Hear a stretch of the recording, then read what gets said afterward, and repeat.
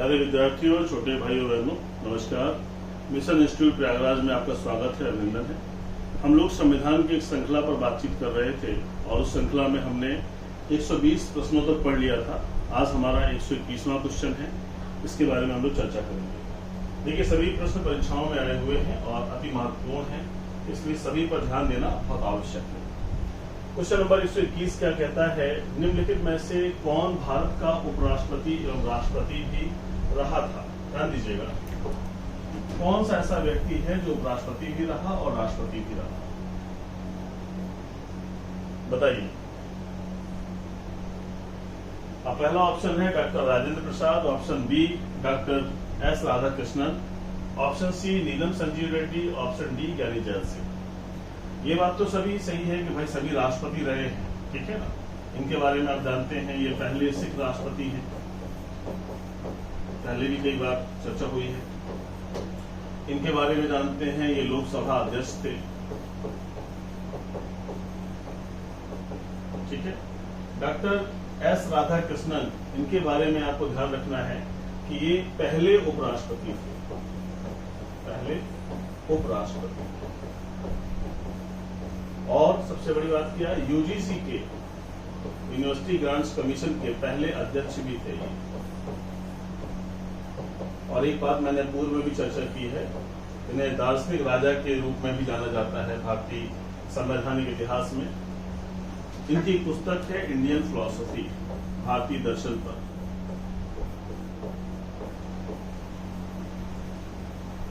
Philosophy, ठीक है, इसको भी आपको ध्यान रखना चाहिए। तो ये पहले उपराष्ट्रपति थे। और डॉक्टर राजेंद्र प्रसाद के बारे में आप जानते हैं, ये पहले राष्ट्रपति थे, ये कभी उपराष्ट्रपति नहीं रहे। डॉक्टर एस राधाकृष्णन ही ऐसे व्यक्ति हैं जो उपराष्ट्रपति भी रहे और राष्ट्रपति भी रहे। दोनों बातों को ध्यान रखिएगा, ठीक है। तो आपका आंसर क्या हो जाएगा? बी हो जाएगा, ठीक है। क्लियर है प्यारे विद्यार्थियों? आइए नेक्स्ट क्वेश्चन पर हम लोग आते हैं। फटाफट सभी लोग जवाब देने का प्रयास करिए, अपने हाथ से लिखते रहा करिए चीजों को। हाथ से लिखने से क्या है, कहीं न कहीं दिमाग में अंकित होती हैं और आप भी पार्टिसिपेट करते हो। जिन लोगों ने कभी परीक्षा दी थी या मिशन के किसी ऑफलाइन प्रोग्राम का हिस्सा रहे हैं, वो तो एक अलग बात हो गई, लेकिन जो नहीं रहे हैं वो अभी पार्टिसिपेट करके चीजों को कर लेंगे। आगे देखते हैं 122 में क्या कहा गया है? भारत के राष्ट्रपति पर महाभियोग की विधि अपनाई गई है। यानी जो हमने चीजें ली हैं, जैसे राष्ट्रपति के संदर्भ में महाभियोग है, आप जानते हो कि ये कहां है? आर्टिकल 61 है, ठीक है। संविधान के उल्लंघन पर है कि जब कोई व्यक्ति संविधान का अतिक्रमण करता है या उल्लंघन करता है, तब उसके ऊपर ये प्रक्रिया अपनाई जाती है। प्रक्रिया कहां से अपनाई गई है? हमने गणतंत्र लिया है फ्रांस से, गणतंत्र से तमाम चीजें। यूएसआर से हमने फंडामेंटल ड्यूटीज ली हैं, यूके से हमने संसदीय प्रणाली ली है, और हमने यूएसए से क्या लिया है? महाभियोग की प्रक्रिया ली है, इम्पीचमेंट, है ना, अंग्रेजी में से कहते हैं इम्पीचमेंट। तो इससे जुड़ी हुई चीजों को याद रखिएगा, है ना। तो ये अच्छे प्रश्न है। तो महाभियोग से बहुत सारे क्वेश्चन आते रहे हैं, कितने दिन की नोटिस है, कौन सा सदन का आरोप लगाएगा, सबको ध्यान रखिएगा तो अच्छा रहेगा। आइए फटाफट नेक्स्ट क्वेश्चन पर आ जाते हैं। अच्छा प्रश्न है, किस वर्ष में भारत के राष्ट्रपति ने आंतरिक अव्यवस्था के कारण आपात स्थिति की लागू की थी? क्वेश्चन है option A 1962, option B 1965, option C 1971, option D 1975। देखिए, जो आपात लागू हुआ है वो 3 बार हुआ है, 3 बार, ठीक है, 3 बार हुआ है। और तीनों बार, एक बार चाइना युद्ध के बाद, एक बार पाकिस्तान युद्ध के बाद। जो तीसरा जो पूछा जा रहा है वो ये पूछा जा रहा है, इसी को हम कह सकते हैं कि आंतरिक गड़बड़ी, आंतरिक गड़बड़ी, इसी को हम कह सकते हैं गृह युद्ध। तो जो हमारे संविधान में शब्द दिए गए थे उसमें पहले यही शब्द थे कि यदि राष्ट्रपति को ऐसा प्रतीत होता है कि भारत में युद्ध, बाह्य आक्रमण या युद्ध, बाह्य आक्रमण या गृह युद्ध की आशंका है। कहां पर? संपूर्ण भारत में या भारत के किसी भूभाग पर।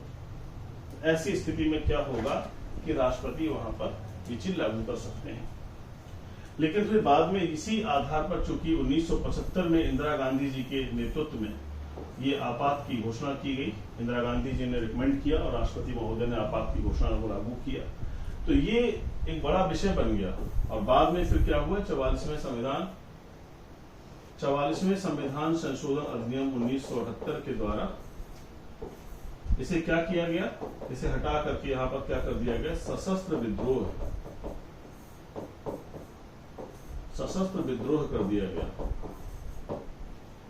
ध्यान दीजिएगा, तो ये एक अच्छा प्रश्न है और इसे ध्यान रखने की आवश्यकता है। सशस्त्र विद्रोह कर दिया गया, बहुत अच्छा प्रश्न है।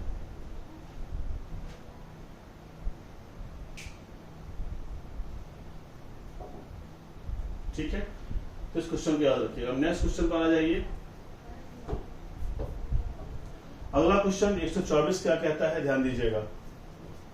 निम्नलिखित में से कौन सी नियुक्ति भारत के राष्ट्रपति के अधिकार में नहीं है? नियुक्ति भारत के राष्ट्रपति के अधिकार में नहीं है, ये पूछा जा रहा है। अब नियुक्ति के संदर्भ में बात हो रही है कि भाई कौन सा अपॉइंटमेंट राष्ट्रपति महोदय नहीं करते हैं।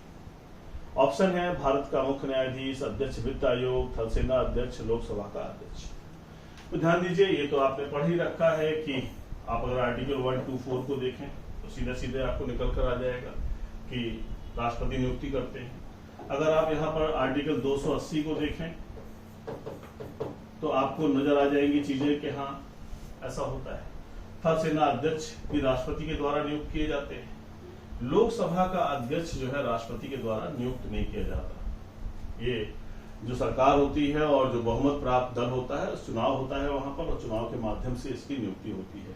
तो ये आंसर आपका हो गया डी। ध्यान दीजिएगा, अच्छा प्रश्न है, एसएससी स्टेनो में पूछा गया था और ये 2010 का प्रश्न है। भारत का राष्ट्रपति अपने पद पर पुनर्निर्वाचन के लिए कितनी बार खड़ा हो सकता है? 1 बार, 2 बार, 3 बार?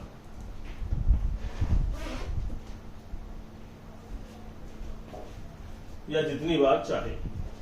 तो ये देखिए, राष्ट्रपति के पुनर्निर्वाचन के संबंध में बात हो रही है, कितनी बार। तो देखिए, अगर हम आर्टिकल 57 को देखें तो उसमें कहा गया है कि राष्ट्रपति पुनर्निर्वाचन का पात्र होगा। ये स्पष्ट है, यानी कितनी भी बार खड़ा हो सकता है वो, उसकी लिमिटेशन नहीं है। इसका बेस्ट आंसर होगा जितनी बार भी चाहे उतनी बार वो चुनाव लड़ सकता है। जबकि अगर हम इसी जगह पर उपराष्ट्रपति की बात करें तो वास्तविकता में देखिएगा कि इस जगह पर संविधान क्या है, मौन है। संविधान मौन है। पूरे संविधान में कहीं पर भी इस बात का उल्लेख नहीं है कि उपराष्ट्रपति कितने बार चुनाव लड़ सकता है। लेकिन फिर भी चूंकि जहां पर ना होता है तो उसका सकारात्मक अवधारणा ली जाती है और सकारात्मक अवधारणा की वजह से हम उसको फिर पॉजिटिवली लेते हैं कि वो भी खड़े हो सकते हैं। लेकिन यहाँ 57 में स्पष्ट लिखा हुआ है कि कितनी भी बार चुनाव लड़ सकता है। यही अगर हम अमेरिका की बात करें, यूएस की, तो यहाँ पर 2 कार्यकाल है। एक कार्यकाल 4 वर्ष का, दूसरा कार्यकाल 4 वर्ष का। यानी कोई भी व्यक्ति मैक्सिमम 2 कार्यकाल या 8 वर्ष तक अमेरिका का राष्ट्रपति रह सकता है, इससे ज्यादा नहीं रह सकता। ठीक है, भारत में कोई लिमिटेशन नहीं। क्वेश्चन नंबर 126 पर आ जाइए। संसद के दोनों सदनों का संयुक्त सत्र कौन बुला सकता है? ये भी बहुत रिपीटेड क्वेश्चन है, 2000 एसएससी डाटा एंट्री ऑपरेटर का है। तो बिल्कुल याद कर लीजिए, संसद के सत्र हमेशा राष्ट्रपति के द्वारा बुलाए जाते हैं और इन्हीं के द्वारा समापन भी होता है। और इनके द्वारा जब सत्र बुलाए जाते हैं तो पहला सत्र में अभिभाषण भी ये करते हैं। ठीक है, तो इस बात को ध्यान रखिएगा। अच्छा प्रश्न, आप लोग भी जवाब दीजिएगा सही प्रश्नों का। जो भी प्रश्न आपके सामने आ रहे हैं रिपीटेड क्वेश्चंस हैं। अभी वीडियो का एग्जाम हो रहा है, वहां भी ये प्रश्न मिलेंगे। जो भी परीक्षाएं आएंगी यही आएंगी, क्योंकि संविधान के सभी महत्वपूर्ण प्रश्न हैं। राष्ट्रपति के पास आपात अधिकार हैं 4 प्रकार के, 2 प्रकार के, 5 प्रकार के, 3 प्रकार। देखिए इसका आंसर तो आपका 3 प्रकार के हैं, बिल्कुल याद ही रख लेना है। आर्टिकल 352, आर्टिकल 356 और आर्टिकल 360। ये राष्ट्रीय आपात है, नेशनल इमरजेंसी है, ये राष्ट्रपति शासन है, राष्ट्रपति शासन है, और ये वित्तीय आपात है।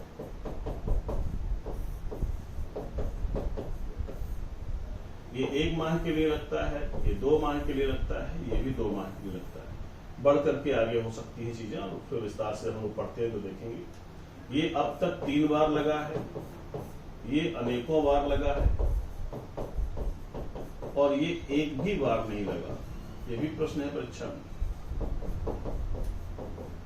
कभी लगे भी ना, ऐसी हम लोगों की इच्छा भी रखनी चाहिए।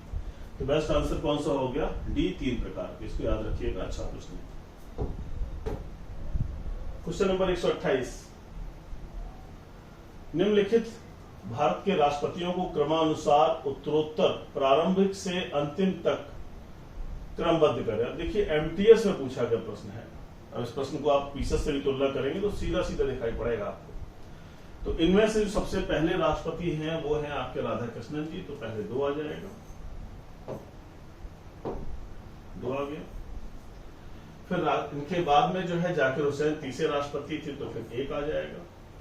इनकी मृत्यु के बाद ये बने थे तो 4 आ जाएगा, फिर 3 आ जाएगा। 2 1 4 3, 2 1 4 3, ये 2 1 4 3, ये आपका आंसर हो गया। तो ये ध्यान रखने की जरूरत है। अच्छा प्रश्न है, रिपीट हो सकता है, इस तरह के प्रश्न भी आपके सामने आते हैं। आइए नेक्स्ट क्वेश्चन पर। क्वेश्चन नंबर 129 पर आ जाइए। निम्नलिखित में से किसकी नियुक्ति राष्ट्रपति द्वारा नहीं की जाती है? एसएससी सीजीएल टियर 1 2000 का क्वेश्चन पूछ रहा है कि नियुक्ति नहीं की जाती। बार बार इन बातों को ध्यान रखिएगा, मैं हमेशा टोकता रहता हूं, उद्देश्य यही होता है कि आप सही आंसर तक पहुंच जाए। तो राज्यों के राज्यपाल की नियुक्ति राष्ट्रपति के द्वारा ही की जाती है, सही है।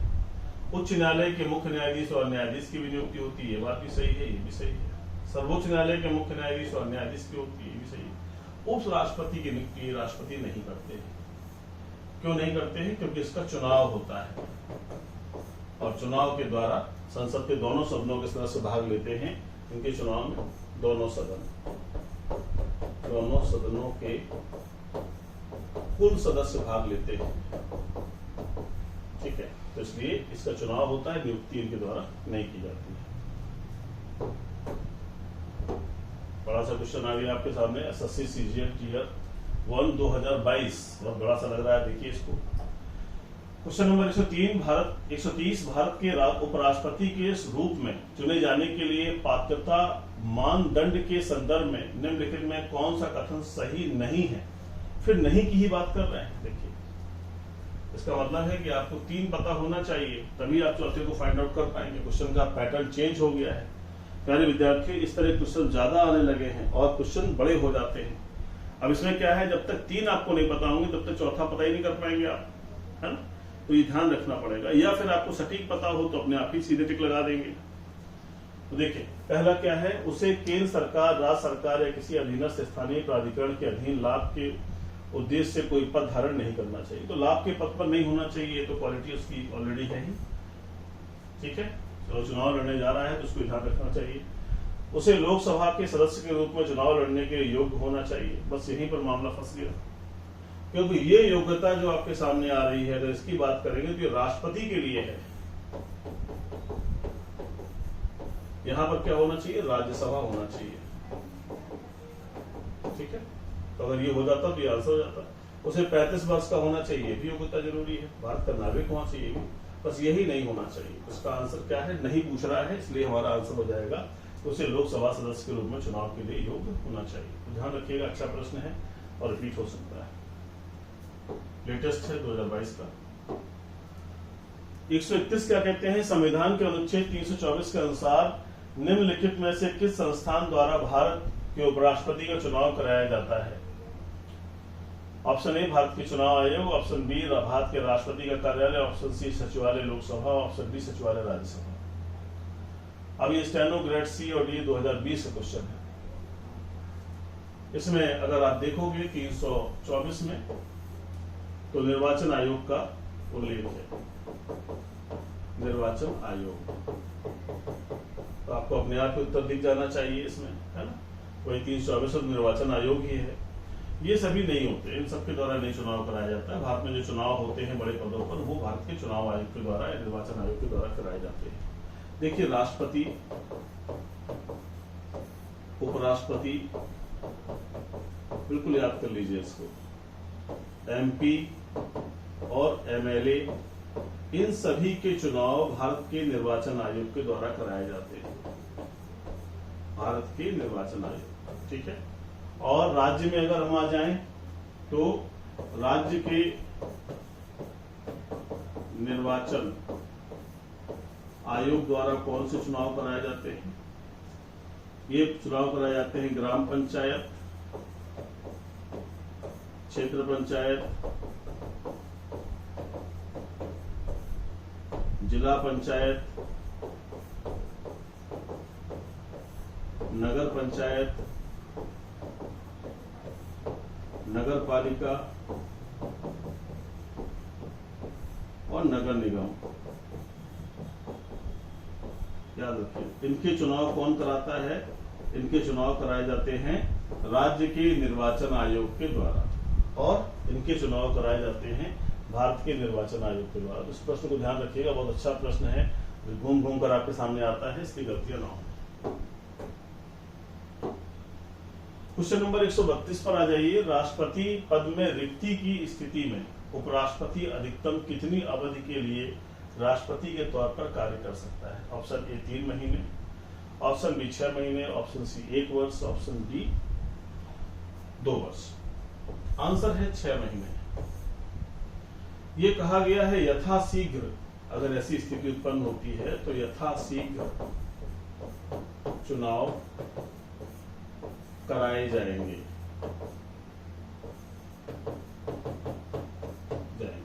लेकिन ये अवधि 6 महीने से ज्यादा नहीं होती, इतनी अवधि के अंदर ही चुनाव भी हो जाएगा और नवनिर्वाचित व्यक्ति जो आएगा वो पद धारण करेगा। नवनिर्वाचित व्यक्ति पद ग्रहण की तिथि से, या ध्यान रखिएगा, पद ग्रहण की तिथि से 5 वर्ष की अवधि के लिए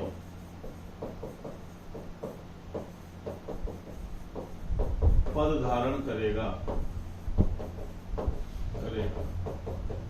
ये जो समय अवधि है आर्टिकल 56 है, जो कहता है कि पद ग्रहण की तिथि से 5 वर्ष की अवधि के लिए पद धारण करेगा। तो अनुच्छेद 56 ने डिफाइन करता है, तो आप ध्यान रखिएगा, अच्छा प्रश्न है। 6 माह के अंदर राष्ट्रपति के तौर पर कार्य कर सकता है, इसके अंदर ही नया व्यक्ति आ जाएगा। आइए क्वेश्चन नंबर 133 पर आ जाइए फटाफट। 2014 सीजीएल टीयर 1 का क्वेश्चन है। उपराष्ट्रपति कार्यवाहक राष्ट्रपति हो तो उसे, यानी जब उपराष्ट्रपति कार्यवाहक राष्ट्रपति के रूप में कार्य कर रहा है तो उस संदर्भ में स्टेटमेंट पर ध्यान देना है, क्या सही है ना।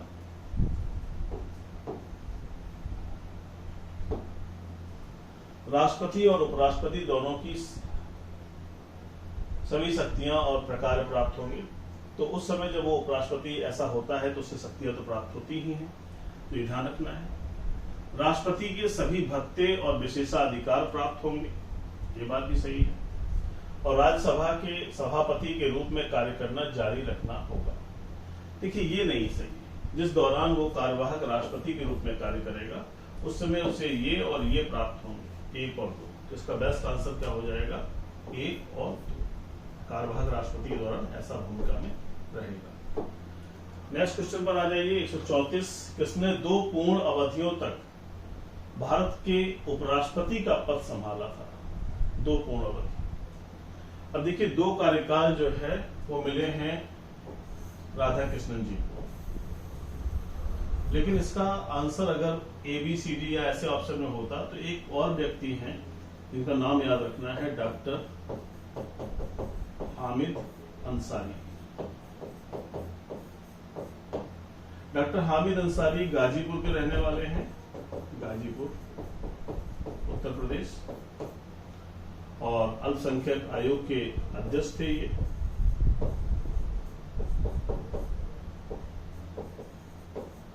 संख्यक आयोग के अध्यक्ष थे और भारत के राष्ट्रपति बने। इन्होंने 2 कार्यकाल पूरे किए। ऑप्शन में उनका नाम है, इसलिए ध्यान रखने की आवश्यकता है। 2 कार्यकाल पूरे किए इन्होंने कांग्रेस गवर्नमेंट के समय। तो इनका नाम याद रखेंगे तो बेहतर आंसर रहेगा आपका, ठीक है। वैसे इसमें जो ऑप्शन है उसमें राधाकृष्णन जी ही आंसर है, इसलिए उसको याद रखिए। क्वेश्चन नंबर 135 में आ जाइए। जब भारत के उपराष्ट्रपति को राष्ट्रपति के स्थानापन्न के रूप में काम करना होता है तो उसे किसका वेतन प्राप्त होता है? ऑप्शन ए राज्यसभा के सभापति का, ऑप्शन बी राष्ट्रपति का, ऑप्शन सी संसद के सदस्य का, ऑप्शन डी ए और बी दोनों। देखिए, उपराष्ट्रपति को जो वेतन जनरली मिलता है, तो उपराष्ट्रपति का वेतन है वो तो सभापति होने के कारण मिलता है। उपराष्ट्रपति, ठीक है, ये ऐसा पद है जो किसी सदन का सदस्य भी नहीं है लेकिन अध्यक्ष की भूमिका निभाता है राज्यसभा में। तो इनको वेतन तो उपराष्ट्रपति के रूप में ही मिलता है। लेकिन जो प्रश्न पूछ रहा है कि उपराष्ट्रपति जब राष्ट्रपति के स्थानापन्न के रूप में कार्य करता है तब क्या होगा? तब उसे राष्ट्रपति के रूप में वेतन और भत्ते प्राप्त होंगे। ये आंसर बहुत अच्छा है, हमेशा याद रखिएगा। क्वेश्चन बहुत रिपीट होता है, ध्यान रखिएगा। बहुत सारी बातें मैंने आपको क्लासेज में पढ़ाई हैं, उन्हीं से जुड़े हुए प्रश्न हैं। और देखिए, सारी बातें आपके सामने रिपीट हो रही हैं। अगर आपने क्लास में प्रॉपर्ली पढ़ रखा है तो आपको सब दिखेगा कि हाँ, ये सब हमारे नोट्स में है, सब हमें बताया गया है। एक एक प्रश्न आपको दिखेंगे, सारी चीजें, है ना, क्योंकि आपको कॉन्सेप्ट के साथ नोट्स भी बनवाए गए हैं, लिखवाया भी गया है। तो वो सारी बातें कहीं ना कहीं आपकी परीक्षाओं में आ रही है। भारत के उपराष्ट्रपति को कौन निकाल सकता है या कौन हटा सकता है, ऐसी भाषा लिखी गई है। सन 2000 क्वेश्चन है एसएससी सीजीएल का। मंत्रिपरिषद की सलाह पर से राष्ट्रपति, तो ये नहीं कर सकते। राष्ट्रपति की सहमति से लोकसभा, ये भी गलत है आंसर। लोकसभा की सहमति से राज्यसभा, ये आंसर सही है। राष्ट्रपति की सहमति से राज्यसभा, ये भी गलत है। तो राज्यसभा के द्वारा पारित प्रस्ताव जिससे कि लोकसभा भी सहमत हो, ऐसे व्यवस्था से इनको हटाने की प्रक्रिया है। तो ये याद रखेंगे, राज्यसभा द्वारा पारित प्रस्ताव जिससे लोकसभा भी सहमत हो, उसके द्वारा हटाया जा सकता है। क्वेश्चन नंबर 137, भारतीय राजनीतिक व्यवस्था में वास्तविक कार्यपालिका शक्ति निम्नलिखित में से किसमें निहित होती है? प्रश्न क्या कह रहा है? वास्तविक कार्यपालिका शक्ति। देखिए, कार्यपालिका के प्रधान के रूप में अगर हम बात करते हैं तो प्रधान हमारे राष्ट्रपति ही हैं। लेकिन जो शक्ति का प्रयोग है, वास्तविक शक्ति की बात है, वास्तविक शक्ति का प्रयोग जो करने की बात है, तो नाम तो इनका है लेकिन काम इनका होता है। तो काम के लिए कौन है? पीएम प्लस उसकी मंत्रिपरिषद, याद रखने की आवश्यकता है। तो ये आंसर आपका हो जाएगा प्रधानमंत्री और उसकी मंत्रिपरिषद। नाम इनका, काम इनका। उसका कारण है कि इन्हें जनादेश मिला है, पूरे देश से जनता ने चुन करके भेजा है, सरकार बनाई है, जनादेश मिला है। तो योजनाओं के निर्माण के कार्य भी इन्हीं के पास है। किस तरह से कार्य करेंगे ताकि जनता ने जिस उद्देश्य से इन्हें भेजा है वो उद्देश्य पूरा हो सके, इसलिए इस चीज को ध्यान रखेंगे। क्वेश्चन नंबर 138, भारत के प्रधानमंत्री के संबंध में निम्नलिखित में से कौन सा कथन सही नहीं है? अब फिर नई वाली बात आ गई, और किसके संदर्भ में आ गई? प्रधानमंत्री के संदर्भ में आ गई। बिल्कुल एक एक पॉइंट को ध्यान रखिएगा। पहला है वह लोकसभा में प्रधानमंत्री बहुमत दल का नेता होता है, तो ये सही बात है। प्रधानमंत्री की नियुक्ति भारत के राष्ट्रपति द्वारा की जाती है, ये भी सही बात है। प्रधानमंत्री सरकार का प्रमुख होता है, ये भी सही बात है। तो फिर चौथा अपने आप ही गलत हो गया। यदि संसद के दोनों सदनों द्वारा 2/3 बहुमत से अविश्वास प्रस्ताव पारित कर दिया जाए तो प्रधानमंत्री को उसके पद से हटना होगा। अविश्वास प्रस्ताव के लिए बहुमत ही पर्याप्त है, 2/3 की आवश्यकता नहीं है। इसी वजह से यह आंसर हो जाएगा। ठीक है, तीनों सही हैं और ये गलत हो गया। अविश्वास प्रस्ताव सरकार के विरुद्ध विपक्ष लाता है और उसका उद्देश्य होता है कि अगर सरकार की नीतियां ऐसी हैं जिनकी वजह से जो अच्छे कदम उठने चाहिए वो नहीं उठ पाए, लोक नीति के खिलाफ है, सार्वजनिक हित के खिलाफ है, निंदनीय कार्य है, ऐसे कार्य हैं जिनसे देश का भला नहीं हो सकता, जनमानस का नुकसान होगा, तो ऐसे कार्यों के लिए अविश्वास प्रस्ताव विपक्ष ला सकता है। और जब विपक्ष लाता है तो अगर वो बहुमत से वहां पारित हो जाए तो सरकार गिर जाएगी, ये कॉन्सेप्ट है।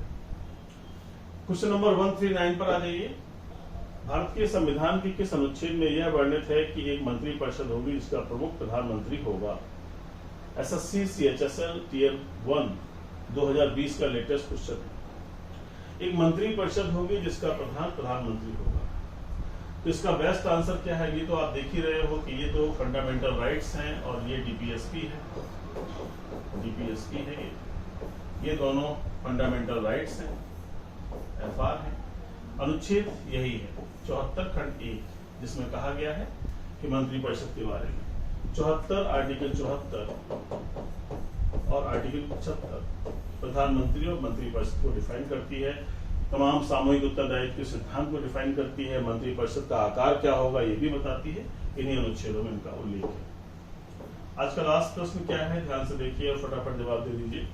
भारतीय संघ के प्रधानमंत्री और अन्य मंत्रियों को भारत के संविधान के तहत राष्ट्रपति द्वारा नियुक्त किया जाता है।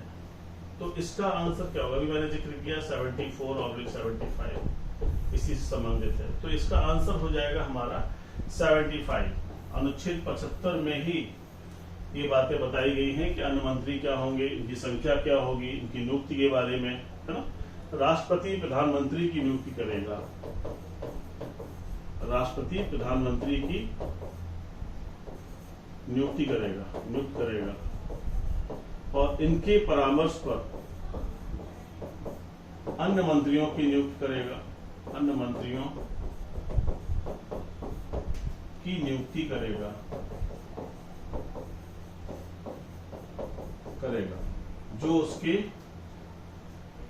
जो उसके प्रसाद पर्यंत पद धारण करेंगे। यहां तक याद रखिएगा, प्रसाद पर्यंत। तो ये सारी चीजें आपके आर्टिकल 75 में थी, जिन्हें आपने देख लिया। पहले विद्यार्थियों, प्रतिदिन एक 20 क्वेश्चन की श्रृंखला आपके पास लाता हूँ। उद्देश्य होता है कि जो पढ़ा है, जो देखा है, जो समझा है, उसका रिवीजन कर लें, बेहतर से बेहतर प्रयास करें, स्वयं के प्रति जिम्मेदार बने, अपने लक्ष्यों के लिए मिलें, अपने लक्ष्यों के लिए संपर्क स्थापित करें, अनावश्यक योजनाओं में न फंसें। जो सपना लेकर आए हैं वो सपना यहाँ के लोगों के लिए नहीं है, आपके घर परिवार के लोगों का सपना है, आपका सपना है, आपके माँ बाप का सपना है, उसे पूरा करिए। मनमाने तरीके से जीवन जीने से बेहतर है एक सिस्टमैटिक और व्यवस्थित तरीके से जीवन जीना। पढ़ाई करते रहिए, लगातार लगे रहिए। निश्चित रूप से वैकेंसी आएंगी, संभावनाएं बनेंगी, योग्यतम का चुनाव होगा और योग्यतम अगर आप हैं तो आपको कोई रोक नहीं सकता। तो किसी भी अनावश्यक की वार्तालाप में, उलझनों में फंसने की बजाय हमेशा प्रयत्न करिए कि मैं योग्यतम की श्रेणी में आ सकूं और ऊपर हाई मेरिट में आकर मेरा सिलेक्शन हो, ताकि किसी बात के लिए न कहना पड़े कि हाँ इन कारणों से मैं नहीं हो पाया। ठीक है, बहुत ख्याल रखिए, पढ़ाई करते रहिए, लगातार लगे रहिए, हमेशा एक अच्छी सोच के साथ रहिए। अपने माता पिता को हमेशा स्मरण करिए, ईश्वर को स्मरण करिए कि उसने जो कुछ भी आपको दिया है बहुत अच्छा दिया है, बस उससे आगे हमें जाना है। अपना बहुत ख्याल रखें। जय हिंद।